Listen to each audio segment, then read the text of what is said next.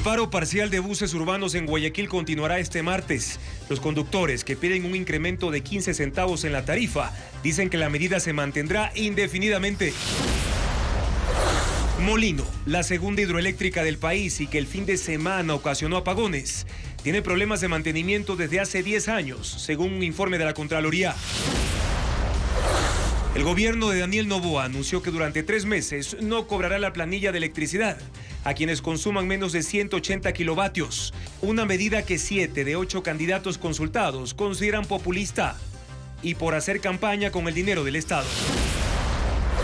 Quito experimenta ráfagas de viento de hasta 60 kilómetros por hora que han provocado caída de árboles y el desvío de vuelos. John Pollitt, hijo del ex contralor Carlos Pollitt, es acusado por la Fiscalía de la Florida por lavado de activos y adquisición de bienes producto de actividad criminal.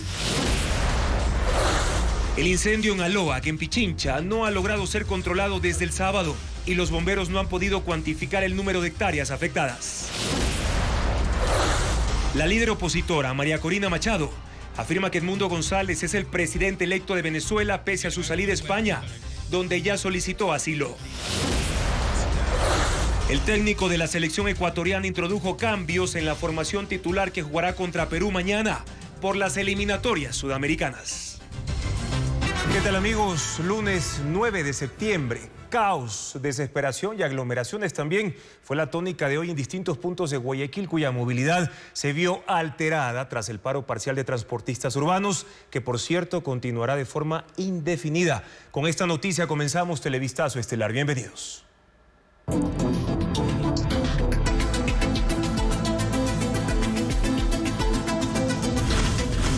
Transporte, la tarifa en disputa. En Guayaquil no hay consenso y el paro de buses se mantiene de forma indefinida. Los transportistas exigen el incremento en el costo del pasaje a 45 centavos, mientras que el municipio anunció sanciones a 19 de las cooperativas que se acogieron a la medida, como le informa Luis Alfredo Zúñiga. El caos que ocurrió en Guayaquil debido a la paralización de más de 1.500 buses urbanos se repetirá este martes. Ni el municipio ni los transportistas cedieron y en consecuencia la medida se mantiene de manera indefinida. La Autoridad de Tránsito y la Federación de Transporte Urbano no se ponen de acuerdo ni en un dato básico. La ATM sostiene que son 44 de las 58 cooperativas de la ciudad las que están en paro, mientras que la FETUC dice que son 50. Para los transportistas en Guayaquil, la tarifa de 30 centavos es insostenible y debe incrementarse. Nosotros trabajamos en un estudio técnico con personal de la Politécnica y dimos todos esos recursos y eso ha dado un resultado de 45 centavos, el cual aprobamos. Además, rechazan el sistema de cobro que el municipio quiere implementar desde octubre con la tarjeta Guayaca, porque eso significa un descuento de 5 centavos en la recaudación del pasaje y piden que se busque a otro proveedor. ¿Qué hay detrás para que el alcalde nos condicione? Que si firmas por 20 años con el consorcio STG, entonces te elevo la tarifa. Caso contrario, no se renovarán los permisos de operación. Sobre este punto, la ATM asegura que no hay otra opción. Es que esto es un contrato que nosotros adquirimos en la administración anterior y lo que le queremos comentar es que si nosotros no elaboramos un trabajo con este operador, nosotros tendríamos un problema muy grande. Al mediodía hubo una reunión entre la ATM y los representantes de las pocas operadoras que sí salieron a laborar. No llegaron miembros de la FETUC, según explicaron a Televistazo, porque no fueron convocados. En la cita se ratificó que se inició un proceso de sanción a 19 de las cooperativas que suspendieron su recorrido. Además que 7 buses que sí estaban circulando fueron vandalizados. La FETUC ha amenazado a las operadoras que están presentes aquí.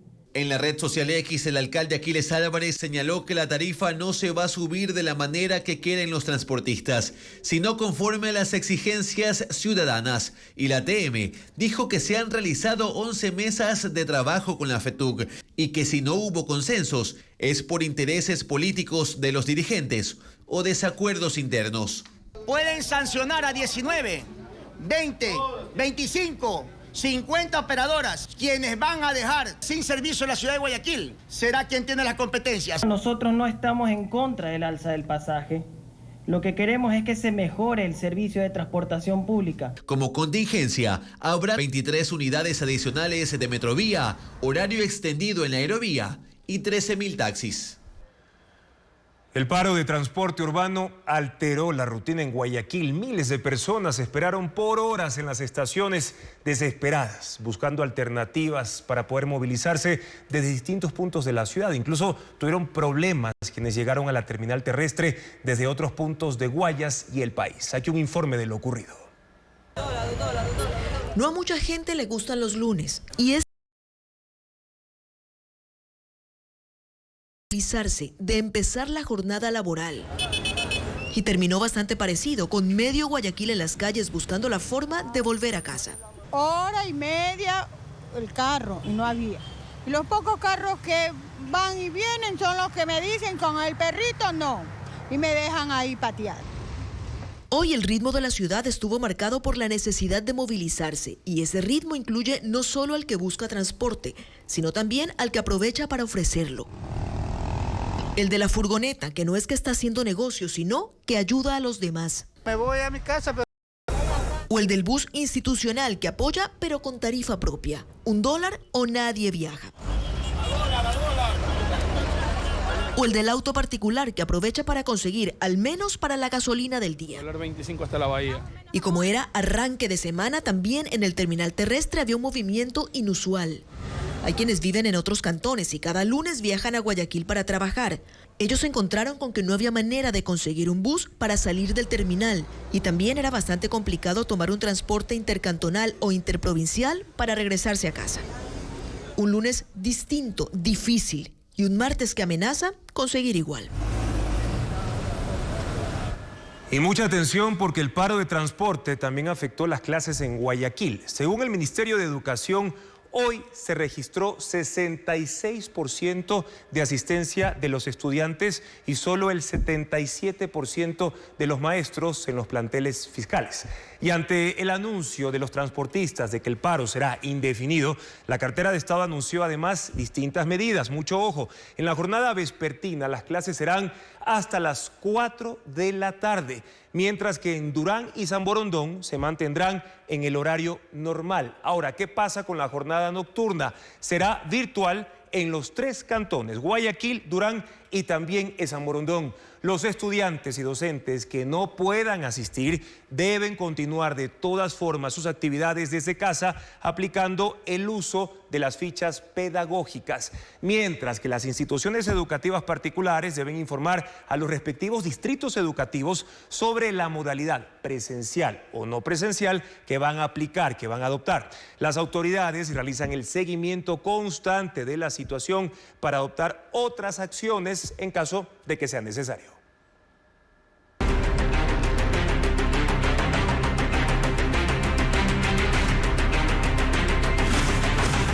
Sequía, colgando de un hilo.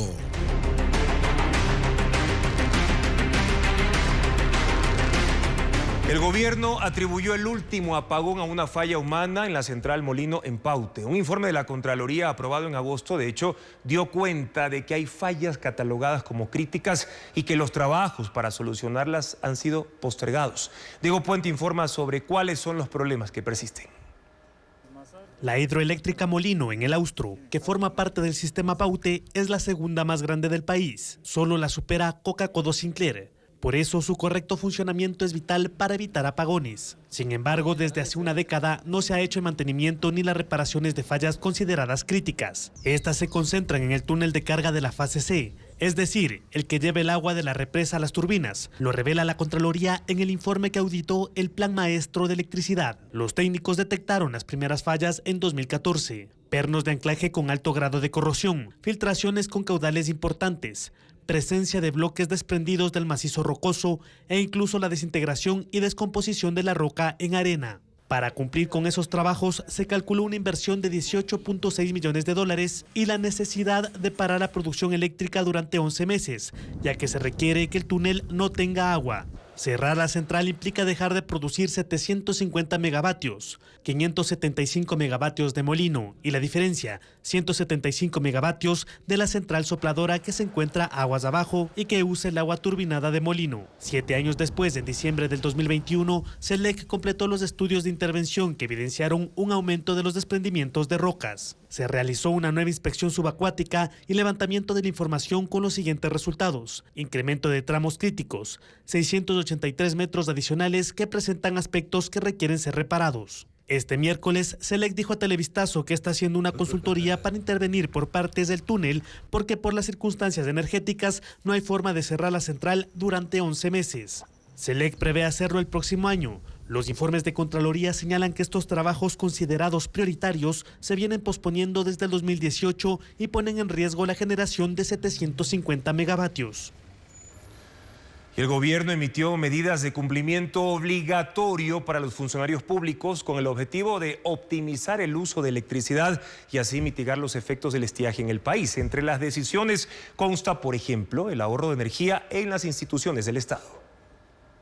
El Ministerio de Energía y Minas empieza a racionar la energía eléctrica. Emitió lineamientos para garantizar su uso eficiente en las instituciones públicas. El organismo exhorta a mantener las luces apagadas en pasillos, salones, oficinas, salas de reuniones y pantallas informativas. Pidió ajustar equipos de climatización a 24 grados, encender los estrictamente necesarios, limitar el uso de ascensores a mujeres embarazadas, personas con discapacidad, adultos mayores y para los del 6º piso en adelante. Las direcciones administrativas informarán al Ministerio el costo para cambiar a luminarias LED. Las medidas son de estricto cumplimiento en todas las instituciones públicas y adscritas al Ejecutivo para contribuir con el uso óptimo de la electricidad y mitigar los efectos del estiaje.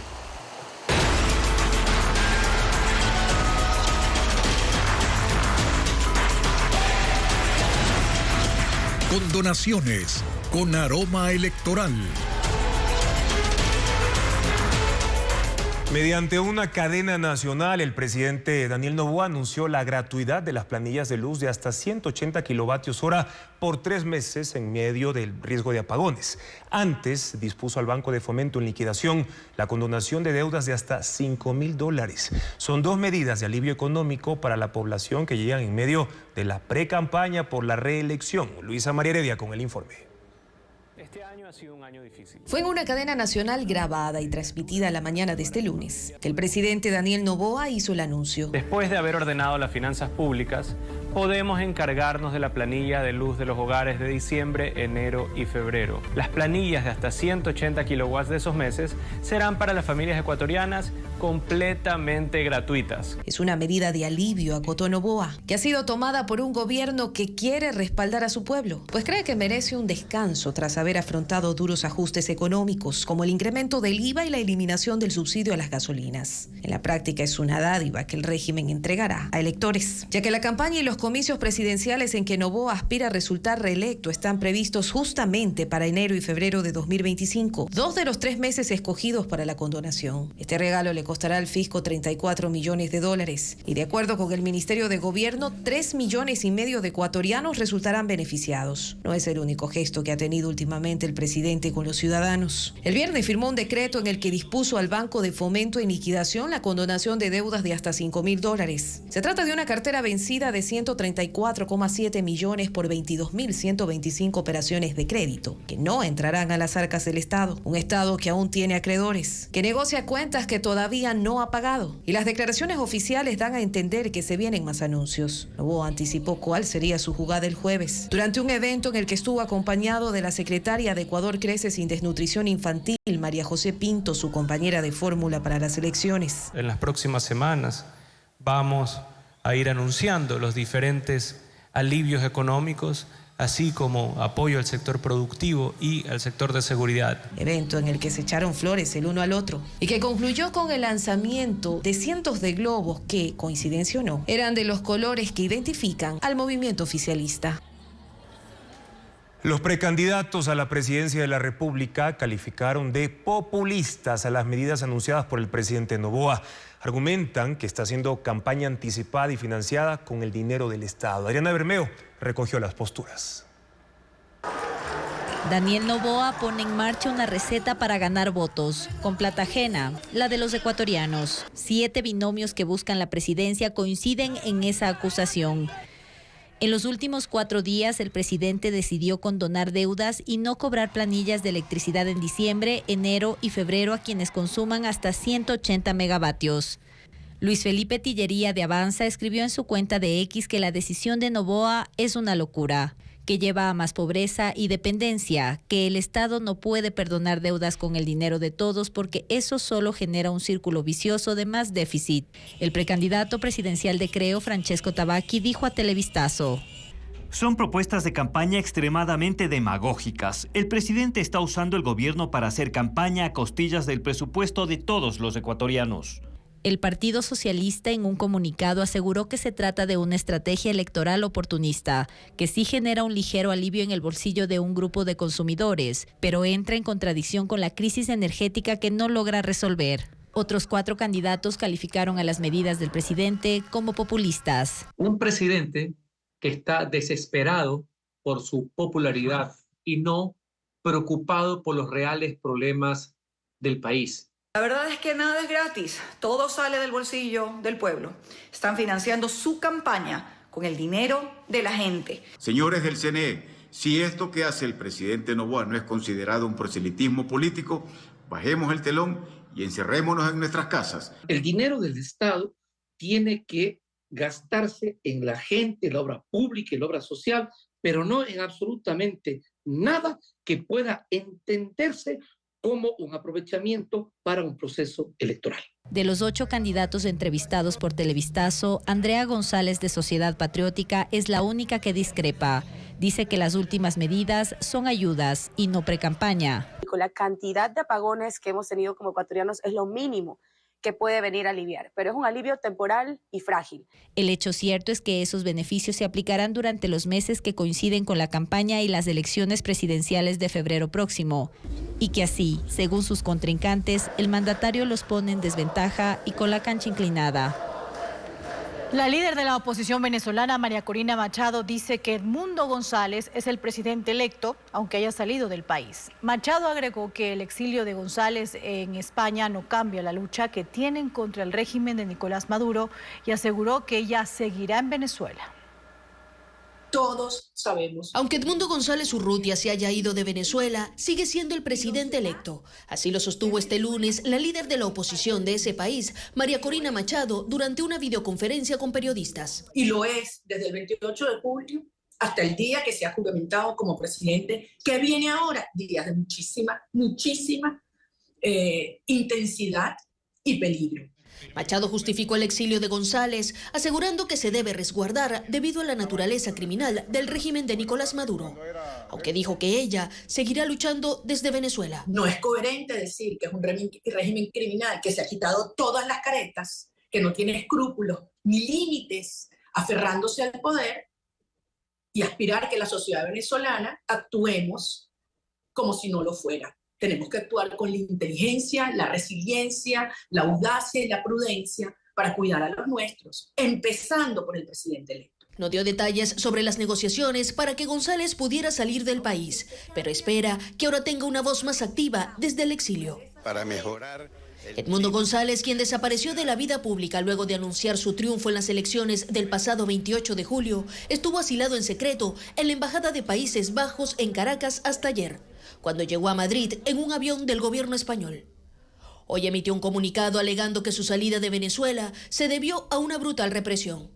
Tal decisión la he tomado pensando en Venezuela y en que nuestro destino como país no debe ser el de un conflicto de dolor y sufrimiento. Lo he hecho pensando en mi familia y en todas las familias venezolanas en este momento de tanta tensión y angustia. Lo he hecho para que cambien las cosas y construyamos una etapa nueva para Venezuela. González, de 75 años, tenía orden de captura por pedido del régimen madurista.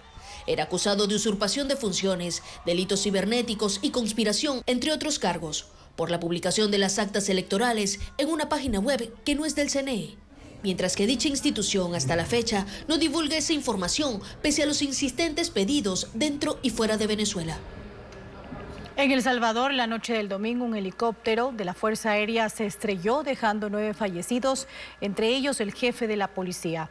Ocurrió cerca de la frontera con Honduras, durante el traslado de un delincuente acusado de un millonario desfalco. En la aeronave viajaban funcionarios de la policía, incluyendo el director Mauricio Arriaza, quien lideraba la guerra contra las pandillas. El presidente Nayib Bukele confirmó que no hubo sobrevivientes, que el caso está bajo investigación y que no puede ser considerado un accidente. John Pollitt, hijo del ex contralor Carlos Pollitt, tiene una acusación formal en Estados Unidos por lavado de dinero. Los cargos fueron presentados días antes de la fecha de audiencia prevista para la lectura de la pena del ex funcionario ecuatoriano. Fabiola Santana actualiza la información sobre este caso. John Pollitt es procesado por corrupción en Estados Unidos. Lo anunció este lunes la Fiscalía de ese país durante la fallida lectura de sentencia de su padre, el excontralor Carlos Pollitt. Según un documento oficial, los cargos que salieron el 5 de septiembre son conspiración para cometer lavado de dinero y transacciones con propiedades derivadas de la actividad criminal. El proceso inició luego del análisis del gran jurado, que decidió que sí hay evidencias para presentar los cargos formales contra John Pollitt. Ahora el hijo del excontralor deberá presentarse ante la jueza del caso, Jacqueline Becerra, y recibir una fianza para quedar libre. Si no lo hace, los agentes federales podrían arrestarlo en Estados Unidos. Justamente en ese país, las propiedades de John Pollitt están en discusión, pues él fue mencionado en el juicio de su padre como principal co-conspirador en el lavado de dinero producto de los sobornos en la Contraloría, $16 millones según el gobierno estadounidense. Esos dineros fueron entregados a manera de préstamos en Ecuador y devueltos en cuentas de firmas de John Pollitt en Estados Unidos, donde compró lujosos bienes. De esa manera ingresó el dinero ilegal al sistema financiero estadounidense. Este lunes en la tarde, la jueza Caitlin Williams de la Corte del Distrito Sur de Florida iba a anunciar los años de cárcel con los que iba a ser condenado Carlos Pollitt, pero la audiencia fue suspendida por pedido de la Fiscalía, pues debe resolverse la situación del decomiso de bienes, que en su mayoría están a nombre de Pollitt hijo. La nueva fecha es el 27 de septiembre. En la fallida audiencia de hoy, John Pollitt estuvo ausente. El excontralor detenido apareció con el uniforme verde aceituna y sin su característico bigote. Continúan los incendios en la provincia de Pichincha. En el cantón Mejía, el fuego amenazó a las torres de alta tensión de la Corporación Eléctrica del Ecuador. Carla Delgado se trasladó hasta esa zona en la que aún no se ha logrado determinar el número de hectáreas afectadas. Por tercer día, las unidades del Cuerpo de Bomberos del cantón Mejía tratan de apagar el incendio del kilómetro 3 de la vía Loax-Santo Domingo. El siniestro sigue activo, pero según los uniformados está controlado. La alerta la recibieron mediante el ECU 911 durante la noche del sábado. Las llamas llegaron hasta una fábrica de carbón y amenazó las torres de alta tensión de la Corporación Eléctrica. El material que se está incendiando, hay una torre de transmisión, pero está controlado, transmisión eléctrica. Entonces el tema está ya controlado. Igual se hizo las gestiones con la empresa eléctrica para que hagan un monitoreo del sector y no existe riesgo ya. En la zona la vegetación está en llamas y una capa de humo espeso impide ver el panorama. Prácticamente todo lo que es la planta se ha consumido, pero lo que son los talleres, eso sí está bueno, pero lo que es la planta, toda la materia prima está consumida en llamas. Unos 20 bomberos permanecen en la zona. También agricultores ayudan para que el incendio no se siga propagando. En Quito, un incendio que empezó en San Bartolo, al sur de Quito, este domingo fue controlado. Mientras el alcalde Pavel Muñoz aseguró en sus redes sociales que el incendio que ocurrió el fin de semana cerca del río Chiche fue provocado por sujetos que iban en motos.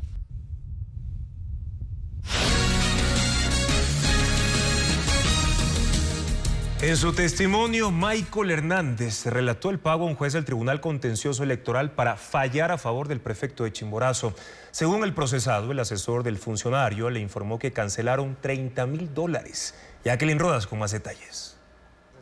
El testimonio rendido por Michael Hernández, preso en el caso Plaga, salpicó a la Corte Nacional. pero también a un juez del Tribunal Contencioso Electoral y al prefecto de Chimborazo. Según Hernández, el prefecto Hermel Tayupanda lo contrató para que lo defienda en una causa electoral por violencia política de género. Temía ser destituido. La audiencia se dio el 13 de octubre de 2023 en Riobamba. Este es Michael Hernández luego de la diligencia en un mitin a favor del prefecto. No lograron probar absolutamente nada. Es decir, nos asiste la verdad. Hermel está 4 años y estoy seguro que muchos más. Ahora Hernández cuenta que él no fue el único abogado. El prefecto contrató una defensa paralela con la que se reunió antes de la audiencia. La doctora Guadalupe Reynoso me dijo: doctor, dígame si usted ya habló con el juez y cuánto va a tener que dar. Que ella se llevaba con la esposa del juez, Guillermo Ortega, y ella podía arreglar todo. Terminé la audiencia y el asesor del prefecto Hermel Tayupanda, Sebastián López, me dice que no fue una audiencia buena. Estaba bastante molesto, que el juez había dicho que no cumplieron los elementos y que por eso él tenía que arreglar de otra forma. Me dijo: nosotros entregamos $30,000 para el juez Guillermo Ortega Caicedo y que se habían reunido en Riobamba un día previo a la audiencia. Un mes después, el juez Guillermo Ortega falló a favor de Hermel Tayupanda. Hasta el momento, el prefecto no se ha pronunciado sobre la acusación de Hernández. Sí lo hizo Ortega. En sus redes sociales escribió: en mi calidad de juez y ciudadano rechazo las falacias vertidas sobre mí por el procesado Michael Hernández, a quien no conozco. Mi compromiso con la verdad y la justicia es firme y estoy plenamente dispuesto a colaborar con las autoridades en cuanto se requiera. Y en un comunicado, Ortega cuenta que su decisión luego fue parcialmente ratificada por el Pleno. El prefecto no fue destituido, pero sí recibió una sanción de multa y reparación. El Papa Francisco envió un mensaje al Congreso Eucarístico que se lleva a cabo en Quito hasta el domingo de esta semana, en el que invita a los participantes a estar unidos. Me alegra poder participar, aunque sea desde la distancia, en este Congreso Eucarístico Internacional que se celebra en la ciudad de San Francisco de Quito, bajo el hermoso tema Fraternidad para sanar el mundo. Entre estas enseñanzas, ustedes han querido escoger la de la fraternidad como condición esencial para un mundo nuevo, un mundo más justo, un mundo más humano. Ya los primeros padres de la Iglesia nos decían que el signo del pan enardece en el pueblo de Dios el deseo de fraternidad, pues del mismo modo que no se puede elaborar el pan con un único grano, también nosotros debemos caminar juntos, pues siendo muchos, somos un único cuerpo, un único pan. Y Gregorio Komar, obispo auxiliar de Sambir, Ucrania, compartió hoy su testimonio en el Congreso Eucarístico sobre lo que ha vivido y visto durante la guerra que Rusia inició contra su país en febrero de 2022. Por este conflicto existen, según dijo, 6 millones de refugiados ucranianos en el mundo y que no se conoce el número real de sus compatriotas muertos. En su intervención mostró videos de funerales de familias víctimas de la guerra, de infraestructuras destruidas y también del apoyo que la Iglesia ha brindado a sus fieles. Escuchemos parte de su declaración. Entre los muchos delitos de Rusia hay un crimen especial. Los niños secuestrados oficialmente son más de 20.000. Ellos están secuestrados, privados de su país. De este delito muchas veces ha hablado el Santo Padre pidiendo a Rusia que devuelva a los niños. Apple presentó el iPhone 16, que integra la inteligencia artificial con su asistente virtual Siri. El dispositivo permite a los usuarios escribir, resumir audios o traducir textos con la asistencia de ChatGPT. El modelo es más resistente, con batería más duradera y mejor cámara. Belis González con los detalles. Como cada septiembre, Apple anuncia sus novedades y este año la más esperada es el iPhone 16, que llega con colores brillantes y un aspecto más delgado y liviano. Pero el cambio no es solo exterior.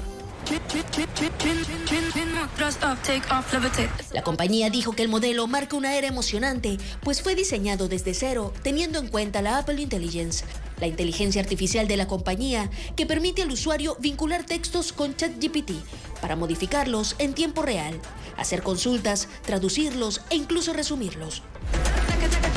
La tecnología del iPhone 16 incluye un poderoso procesador para hacerlo más rápido, eficiente y amigable. El dispositivo es 100% apto para gamers, visualizando a la perfección videojuegos con gráficos altamente demandantes. Su cámara de 48 megapíxeles se complementa con un teleobjetivo de 12 MP, permitiendo que grabe videos en 4K y se puede controlar con un botón externo. Apple también se preocupó por mejorar el rendimiento de la batería y su velocidad de carga. El precio del nuevo iPhone 16 comenzará en $799. El iPhone 16 Pro costará $999. Saldrán a la venta en Estados Unidos la próxima semana y su versión en español estará disponible en 2025. Un festival de coros en la capital, Martes Dorado en Guayaquil y una exposición de arte abstracto en San Borondón son algunos de los eventos gratuitos para esta semana. María Belén Goncalves con la agenda cultural.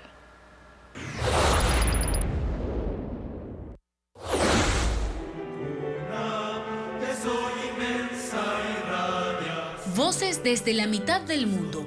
Es el festival para conmemorar los 70 años del Coro de la Casa de la Cultura Ecuatoriana, que durante toda la semana presentará recitales con entrada libre en diversos escenarios de la capital. Comenzó esta noche en la Pontificia Universidad Católica del Ecuador. El concierto de cierre se realizará en la Iglesia de la Compañía este viernes a las 7 de la noche, con la participación de 27 coros del país. Los martes dorados de la Bota, en el Malecón del Salado, son eventos donde personas de la tercera edad se dan cita para disfrutar de baile, música, teatro y películas. Esta semana la cita comenzará a las 4 de la tarde con un concierto en vivo de boleros. La entrada es gratuita. Vientos de hasta 60 kilómetros por hora se registran en ciudades de la Sierra Ecuatoriana. Por las ráfagas hay árboles caídos y techos de zinc arrancados completamente. Diego Puente con la actualización de las condiciones meteorológicas y sus efectos. Árboles caídos, techos de casas arrancados y vuelos desviados son los efectos de los fuertes vientos que azotan a las provincias de la Sierra y la costa. Las ráfagas alcanzaron este lunes 40 kilómetros por hora, según el INAMI. En Quito, este es el panorama en los parques. Ahí se observa cómo los árboles son sacudidos e incluso algunos cayeron. En otros casos, la gente optó por reforzar los techos para evitar que sean desprendidos. En Tababela, donde se encuentra el aeropuerto, la velocidad del viento llegó este miércoles a 30 kilómetros y provocó el balanceo de los aviones. Esta mañana, un vuelo fue desviado según la concesionaria de la terminal. En redes sociales, usuarios indicaron que el fin de semana 2 vuelos no pudieron aterrizar. Parecía que el avión se destruía mientras caía y 2 veces hicimos el intento y... Aunque hay fuertes vientos en todo el callejón interandino, se siente con más intensidad en Imbabura, Pichincha, Cotopaxi, Azuay y Loja. En la costa, los anemómetros o veletas dieron cuenta de ráfagas de 35 kilómetros por hora en Guayas y Los Ríos. La presencia de vientos se da por un choque entre masas de aire fría y caliente. Entonces, el aire frío es más pesado, el aire caliente es más liviano. Entonces, el aire caliente sube, el aire frío baja. Y ese choque de presiones, de temperaturas en sí, hace que se forme ese callejón de viento. Por eso los vientos se sienten más en 2 tiempos. En la mañana desde las 6 hasta las 10 cuando el aire empieza a calentarse y en la tarde desde las 12 hasta las 16 horas cuando se enfría. Las fuertes ráfagas se mantendrán hasta el miércoles cuando el INAMI emitirá nueva información sobre las condiciones meteorológicas. El Instituto Ecuatoriano de Seguridad Social tiene una deuda de más de 1.300 millones de dólares con prestadores externos. Desde enero ya se han pagado de ese monto 328 millones. La administración actual aseguró que no renovará contratos en algunos servicios porque detectaron irregularidades. Carla Delgado sigue este tema. La deuda de la Seguridad Social con los prestadores externos suma 1.340 millones de dólares, un monto que se viene acumulando desde hace 12 años. Según Eduardo Peña, presidente del directorio de la Seguridad Social, desde enero el IES ha pagado 334 millones de dólares y hasta diciembre cancelará 328 millones. Esos pagos han sido priorizados. Priorizamos corazón, cáncer, todos los OLCAS y riñones. Luego, nivel 3, que son todos los prestadores externos que operan este tipo de patologías cardíacas o renales o cerebro. Los servicios de consulta externa quedarán para el final, aunque son de los que más reclamos tienen. Peña adelantó que no renovará con prestadores de odontología que suman 34 y son uno de los mayores.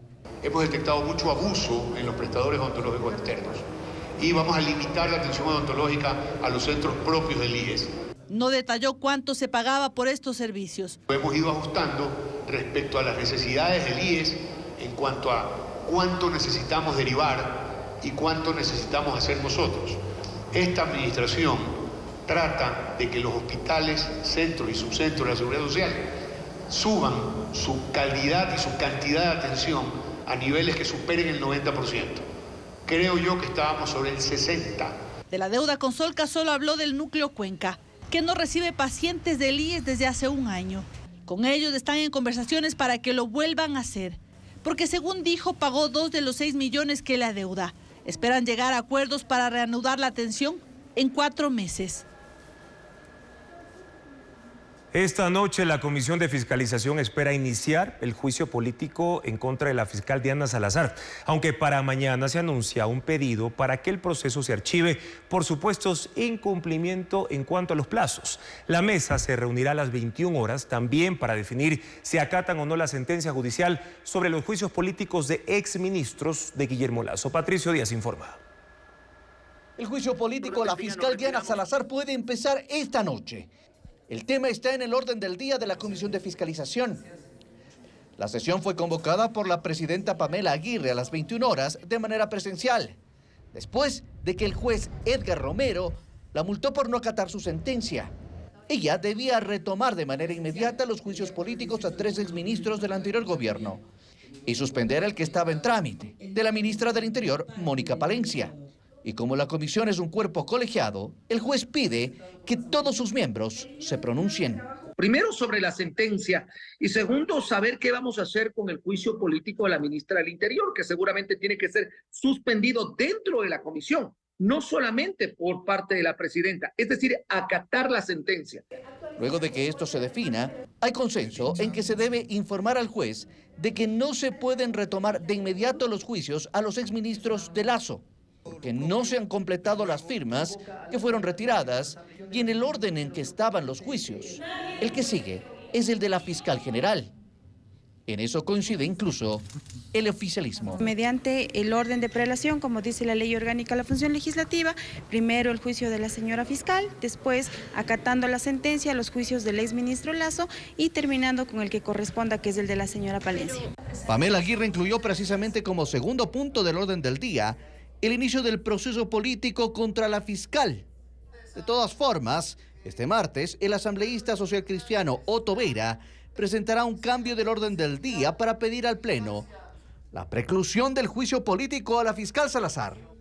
Es decir, el archivo por incumplimiento en los plazos que debían seguirse para calificar el juicio. El legislador anunció que espera el respaldo de ADN y construye. El comportamiento delictivo en el cantón Playas obligó a las autoridades a que declaren la emergencia durante 60 días. Según la policía, los crímenes se movieron más hacia el centro de esa localidad de Guayas, afectando así la convivencia de sus habitantes. Diego Cuenca con el informe. General Villamil Playas es el 8º cantón más violento de Guayas, por la presencia de bandas criminales que sembraron terror en sus 127 barrios, según la policía. El temor de los habitantes es evidente en las calles desoladas, pues evitan salir de sus casas. La percepción de inseguridad se alimenta más al encontrar casas en venta, a pocos metros de la playa. Ese es el ambiente, luego de que el Consejo Cantonal de Seguridad Ciudadana declaró 60 días de emergencia por el incremento de crímenes, que constantemente ocurren a 4 kilómetros del centro de Playas. Según el jefe de la policía, en lo que va de ese año, hubo 27 asesinatos, pero hay hechos violentos que no son registrados, porque ciudadanos de algunos barrios no los dejan intervenir. Lamentablemente, 2 eventos, el populacho se llevó los cuerpos. Entonces, eso impidió una contabilización de esos hechos. La preocupación es que no podemos hacer un proceso investigativo adecuado. O sea, eso es realmente la preocupación como funcionarios policiales, para que se dé la investigación adecuada y se dé el tratamiento legal. En agosto se agravó ese comportamiento delictivo. La frecuencia de los ataques armados cambió. Antes ocurrían de jueves a domingo entre las 7 y 10 de la noche. Y ahora la policía atiende ese tipo de emergencias a cualquier hora del día. La batalla contra la delincuencia organizada es desigual, porque solo hay 70 agentes para una ciudad que tiene 48.000 habitantes. Y en medio de esa inseguridad, los negocios, en su mayoría restaurantes, intentan sobrevivir con pocos clientes, pues el principal motor de la economía son los turistas, y cada vez llegan menos los fines de semana. El municipio local no aceptó el pedido de entrevista de Televistazo. Solo se pronunciaron en un comunicado. La declaratoria de emergencia por ahora contempla la contratación pública para la construcción de un cuartel policial, con la visión de aumentar el número de uniformados y así fortalecer los controles.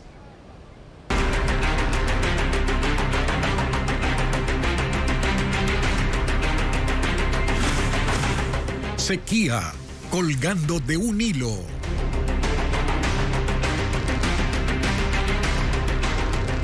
El sector privado genera apenas el 1% del total de energía que se consume en el país. Las reformas legales que se hicieron a inicios de año para evitar los apagones no se convirtieron en un aliciente para las inversiones que el régimen suponía.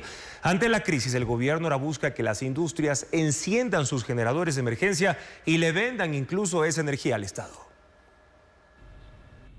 A inicios de año, cuando se aprobó la Ley de Competitividad Energética que el gobierno prefirió llamar Ley No Más Apagones, se dijo que venía un cambio radical en el sector porque impulsaría la inversión y la autogeneración privada de electricidad. Pocas semanas después de su aprobación, el entonces ministro encargado de Energía, Roberto Luque, reconocía que las expectativas no eran reales y textualmente señalaba que era absurdo que no se tengan normativas que motiven a que los privados puedan generar su propia electricidad e incluso puedan venderla al Estado en ciertas ocasiones. El sector privado aporta al sistema interconectado apenas 79 megavatios, el 1% de los 7.000 que se generan en el país. Y la ley no cambió nada. Una de las disposiciones señalaba que el sector privado solo podía generar hasta 2 megavatios. Luego se expandió ese límite hasta 10, en un país que tiene 1.000 megavatios de déficit. Pero yo pregunto, ¿por qué 10? ¿Por qué 20? ¿Por qué 30? ¿Por qué no hay libertad para que el sector privado pueda invertir y pueda generar los megavatios que finalmente pueda lograr? Y dice Gabriel Uquillas que los empresarios sí quieren invertir, sin embargo no hay un diálogo abierto, al menos no con todos, para desarrollar una estrategia que viabilice la inyección de los recursos que se necesitan para tener más energía. Con nosotros, Cámara de Comercio de Guayaquil, no hemos logrado tener una conversación precisa y particular sobre el tema de energía. Creemos que podemos colaborar igual que todos los gremios productivos del país y siempre es momento para dar el primer paso. Sin embargo, el Ministerio de Energía advierte que se aprobó una resolución que busca que el sector privado apoye en la generación de electricidad al Sistema Nacional Interconectado. La idea es que se enciendan los generadores que funcionan como sistemas de emergencia, pero ello requiere de un trámite burocrático donde las empresas deben ingresar una solicitud a la distribuidora de energía, la cual, en 2 semanas aproximadamente, instalará medidores para registrar esa energía que se provea. Esta provisión se descontará luego de las planillas a través de notas de crédito que cubrirán también los gastos de combustible y mantenimiento.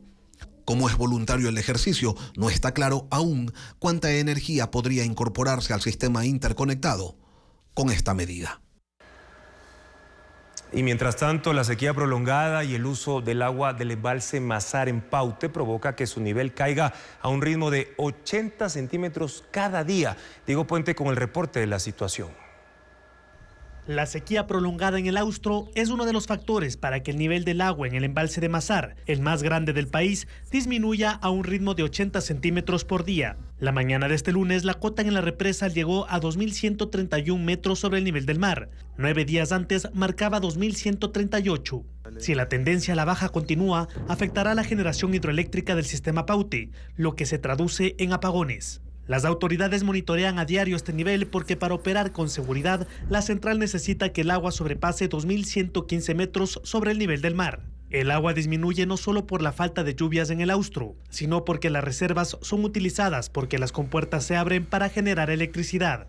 El agua de Mazar sirve para las turbinas de la misma central y luego alimenta las hidroeléctricas Molino y Sopladora que se encuentran aguas abajo. Las 3 hidroeléctricas están funcionando. En Mazar están activas 2 de sus 3 turbinas. Molino reportó esta mañana la generación de 8 de las 11 turbinas y Sopladora reporta que 3 de sus 4 unidades están encendidas. En el oriente, entre Napo y Sucumbíos, la central Coca-Codo Sinclair está operando con 6 de sus 8 turbinas. Este lunes la generación es de 630 megavatios, cuando la capacidad instalada es de 1.500 megavatios. Y el estiaje ha obligado a implementar racionamientos de agua potable en Carchi y Napo. En Tulcán, los afluentes que abastecen las fuentes de captación han visto su caudal reducido hasta en 70%, lo que llevó a la suspensión del servicio. Una situación similar afecta al territorio de Arosemena Tola, donde también hay racionamientos de hasta 22 horas al día. Veamos. Los racionamientos de agua han comenzado en Tulcán, provincia de Carchi. La prolongada sequía ha reducido a menos de la mitad el caudal de los 4 ríos que abastecen a la ciudad. El más crítico es el río Chico en la parroquia Tufiño, que se ha convertido en un sendero de rocas con apenas algunos charcos visibles. Su caudal cayó en un 70%. Es una situación preocupante. Normalmente el río cuenta con 300 litros por segundo tranquilamente. Ahora estamos apenas con 100 litros. En la planta de tratamiento, los tanques operan solo al 75% de su capacidad, por lo que la empresa municipal de agua potable ha impuesto cortes nocturnos de 7 horas. Hemos programado que los cortes sean cada 48 horas. En nuestro caso puntual estamos hablando que desde el mes de agosto no hay precipitaciones de consideración, sino pequeñas lobinas como la que estamos teniendo en este momento. Sin embargo, esas no son suficientes como para recargar nuestros cuerpos de agua. La sequía también afecta a 24 comunidades del cantón Arosemena Tola en Napo, donde ahora habrá racionamientos extremos. Solo tendrán agua 2 horas al día. La disminución del caudal en los 6 afluentes que abastecen las zonas rurales ha dejado a 3.000 usuarios sin un suministro regular.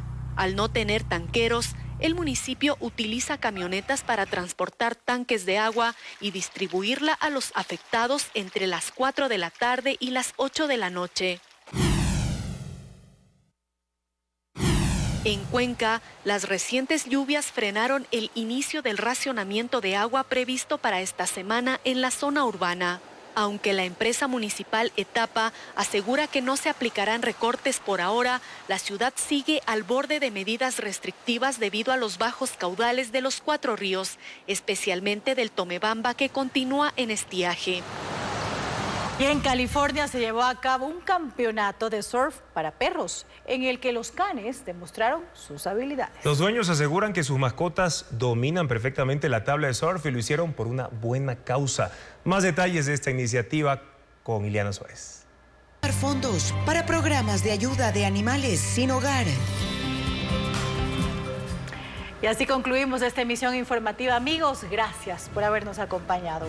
Mañana en contacto directo estarán la presidenta del Colegio de Ingenieros Eléctricos del Ecuador, Catherine Pasos, para detallar las falencias en el sistema de energía del país, que no logra producir la suficiente energía. Además, el docente de la ESPOL y experto en transporte, Alejandro Chanabá, para analizar la situación en Guayaquil, que se debate entre gremios de buses que piden aumentar el costo del servicio y autoridades que exigen mejorarlo. Los esperamos en la primera emisión de Televistazo a las 5:55 de la mañana. Y ahora les dejamos una selección de las mejores imágenes de los Juegos Paralímpicos de París 2024. Terminó la fiesta deportiva donde atletas adaptados demostraron que no hay límites para el ser humano y que ninguna condición puede frenar los sueños deportivos. Así nos despedimos, que tengan un buen inicio de semana.